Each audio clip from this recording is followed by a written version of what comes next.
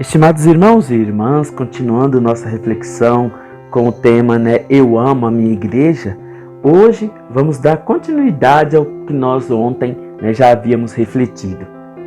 Depois da refeição, Jesus foi para o jardim de Getsêmani, situado sobre o Monte das Oliveiras. Os discípulos acompanharam-no. No jardim, Jesus diz-lhes: "Ficai aqui enquanto vou ali rezar." Tomando consigo Pedro, Tiago e João, disse-lhes: "A minha alma está triste até a morte. Permanecei aqui e vigiai." Indo um pouco mais longe, inclinou a face sobre a terra e reza: "Pai, se tu quiseres, afasta de mim este cálice. Contudo, que não se faça a minha vontade, mas a tua." Depois voltou para junto dos seus discípulos, encontrando-os adormecidos. Acorda-os e diz a Pedro: "Não pudesses vigiar comigo nem uma hora?" De novo, pela segunda vez, deixa-os para ir rezar sozinho. Depois volta e os encontra de novo adormecidos. Afasta-se uma terceira vez para rezar na noite. Depois acorda os discípulos e diz-lhes: "Dormes ainda? A hora chegou. Eis que o Filho do Homem vai ser entregue às mãos dos pecadores." Observando de fora, Jesus fracassou e com ele a sua mensagem. Ele permanece, contudo, fiel à sua missão e àquele que o enviou. Não procura escapar, não se retrai a nada, coloca sua vida em risco e aceita a morte. E ele não tem que esperar muito tempo. Nesse momento, chega Judas, um dos 12 apóstolos, com um grupo de homens armados, ao Jardim das Oliveiras. Arrastam Jesus, conduzindo-o à presença do sumo sacerdote para ser interrogado. Quando os membros do Sinédrio lhe perguntam: "Tu és o Filho de Deus?" Jesus responde: "Vós o dizeis, eu sou." Pela manhã, levam Jesus a Pôncio Pilatos, que, de 26 a 36 depois de Cristo, era o prefeito romano da Judéia. Eles acusam Jesus. Ele blasfema e quer coroar-se rei.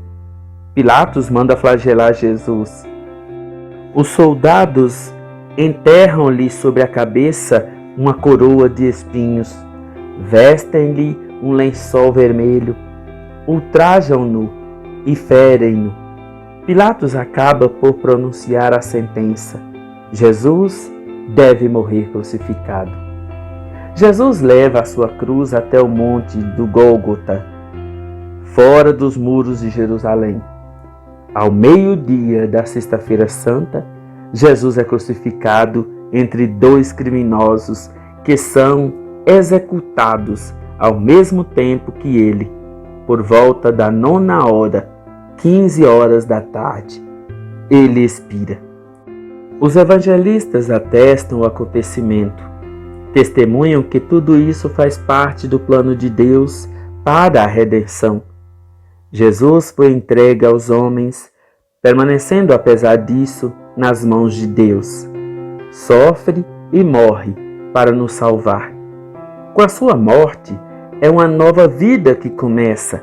O amor de Deus por nós, homens e mulheres, manifesta-se na paixão e morte de Cristo, mistério da fé.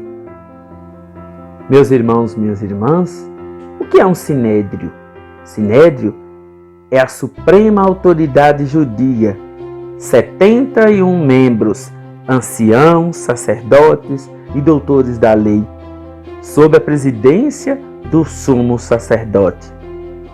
A Sexta-feira Santa, a Igreja festeja esse dia de uma maneira muito particular. Pelo entardecer, os fiéis reúnem-se para comemorar a paixão e morte do Senhor.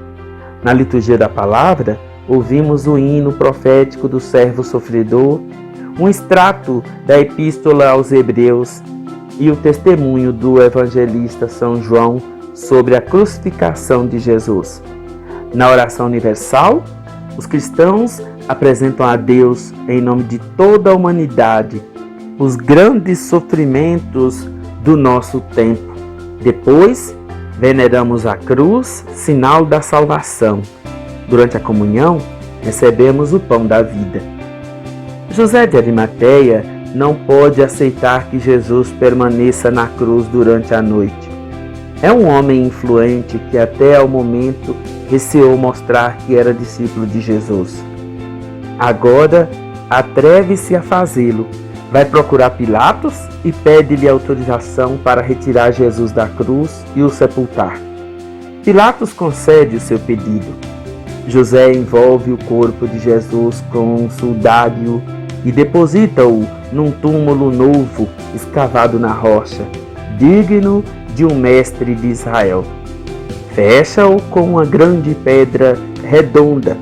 Algumas mulheres que acompanharam Jesus até Jerusalém observam de longe. Meus irmãos e minhas irmãs, Deus criou o homem, Adão e Eva. Criou-os à sua imagem e semelhança. Ele abençoa e ama todos os seus filhos, aos quais confiou a terra. O seu amor abrange não só os que lhe são fiéis e respeitam os seus mandamentos, mas também a todos os que nunca ouviram falar dele e que por isso não o procuram, não o encontram, ignoram como viver para lhes agradar. Deus quer partilhar a sua vida com todos. O tempo passa, os homens morrem, morrem os que vivem sem Deus ou contra Ele, mas também todos os outros que o amam.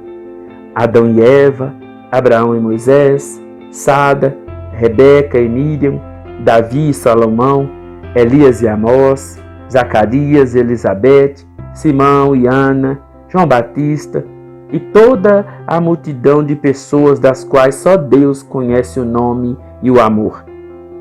Esperaram eles em vão? Deus esquece a sua fidelidade? Nós acreditamos que Deus não levou a boa nova só aos vivos.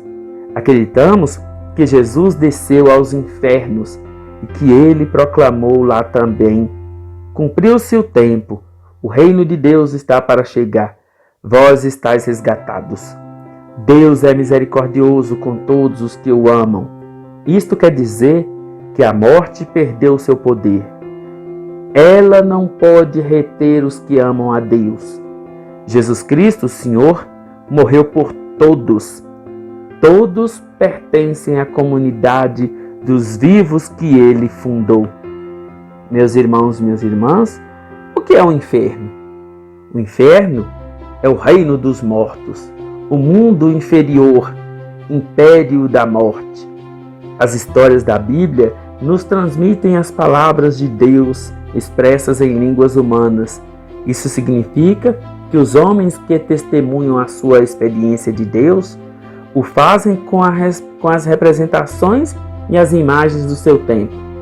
Eles pensam que a terra é um disco. Acima dela está a abóboda do céu, o domínio onde Deus reina sobre os viventes.